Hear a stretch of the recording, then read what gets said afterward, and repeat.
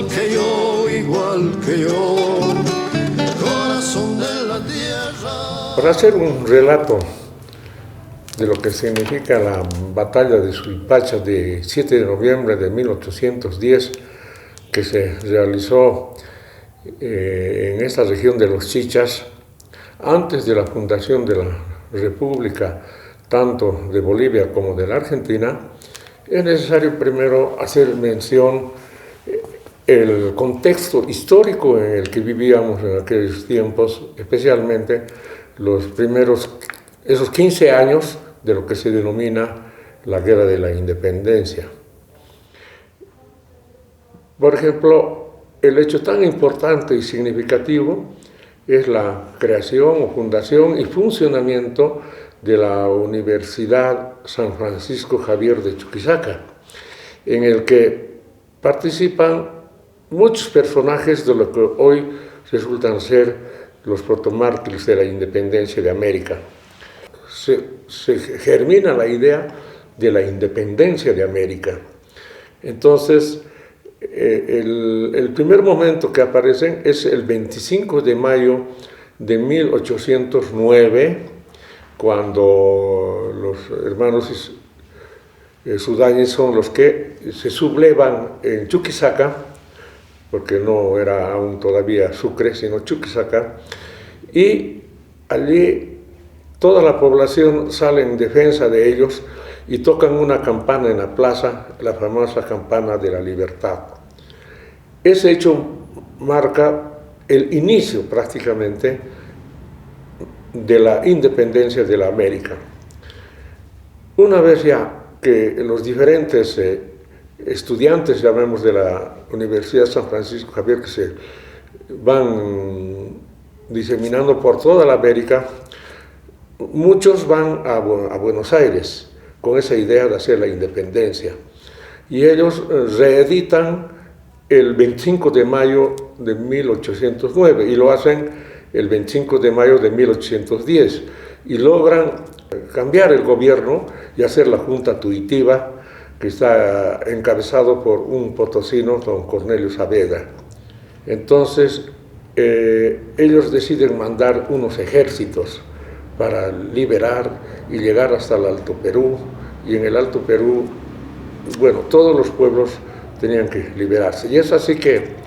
por el norte también existe la idea tanto de Simón Bolívar, Sucre y muchos otros más.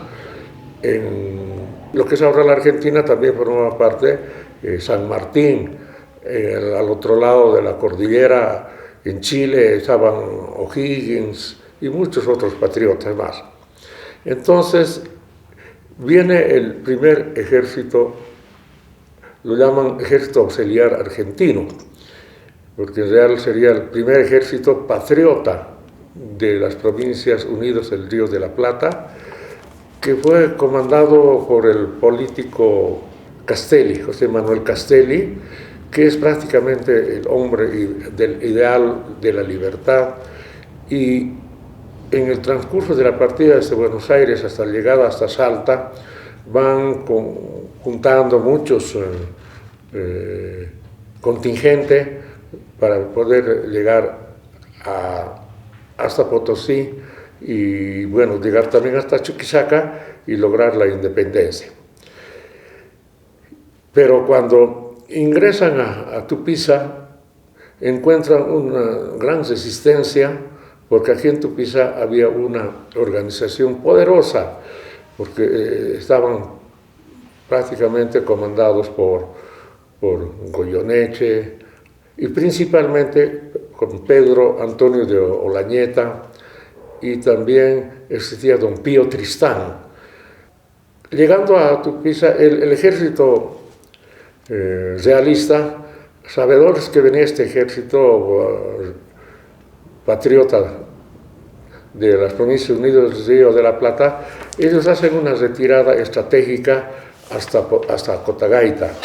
Eso es el 27 de octubre de 1810. Allí se realiza una batalla, es una refriega por la vanguardia del ejército de de Güemes, Balcárcer, Arenales, que era el primer ejército, y en la mañana del 27 de octubre logran prácticamente ser derrotadas ese intento de ingreso al Alto Perú de parte de las tropas patriotas. Eso se recuerda en la historia como la batalla de Cotagaita, del 27 de octubre de 1810. Y en allí retroceden estratégicamente, hacen una retirada, pasando nuevamente por Tupiza, todo el ejército patriota, y regresando hasta el 6 de noviembre a las orillas del río de San Juan del Oro, en el lugar denominado Nazareno, donde se establecen durante toda la noche, y según también otros historiadores, es que llegan refuerzos de Salta, especialmente, de Córdoba, para formar un gran ejército, y logran también recuperar o juntar a la famosa caballería chicheña. Entonces, en esa tarde o esa noche del 6 de noviembre de 1810, hacen un acto muy célebre de que lo denominaron la velada de las armas, donde los comandantes van con sus arengas de combate, van elevando el sentimiento patriota, porque al día siguiente decidieron hacer la batalla. En la madrugada del 7 de noviembre ya se pusieron en forma normal, diríamos, los ejércitos a las orillas del río San Juan del Oro. Es un río muy ancho, amplio, y el historiador Luis Paz hace un relato de cómo fue la guerra, y más aún lo ahonda haciendo explicaciones casi en detalles don Numan Homero de Carpio, es otro historiador tarijeño, que en una exposición en la búsqueda de la personalidad de Güemes en Salta, hace un interesante relato y dice, ¿no?, que es muy posible que el 7 de noviembre hubiese habido río, porque ya empezaba la época de lluvias, o sea, había agua. Pero lo cierto es de que los ríos, que son bastante caudalosos, dejaron muchas zanjas durante el año anterior, y que solamente los jinetes chicheños, tanto como de Suipacha, como de Tupiza y de la zona, tenían pleno conocimiento del terreno. Entonces, cuando empezaron la batalla, empezaron los disparos de cañones y de artillería. En ese momento sorprendió admirablemente y sin piedad la caballería de Güemes con la caballería chicheña, que de frente se repartieron en dos grupos. Uno atacaron a la artillería y el otro ingresó hasta Suipacha, hasta el pueblo donde estaba el Estado Mayor del ejército realista. Según ellos, la batalla empezó a las 11 de la mañana y duró casi 4 horas, en la que prácticamente la caballería los derriba o los derrota a todo el ejército realista, y los persiguen a los comandantes, y que entre ellos estaba Nieto, el gobernador de Potosí, estaba el coronel Córdoba. Este acontecimiento resulta ser el primer triunfo formal de dos ejércitos de la Guerra de la Independencia de la Argentina y de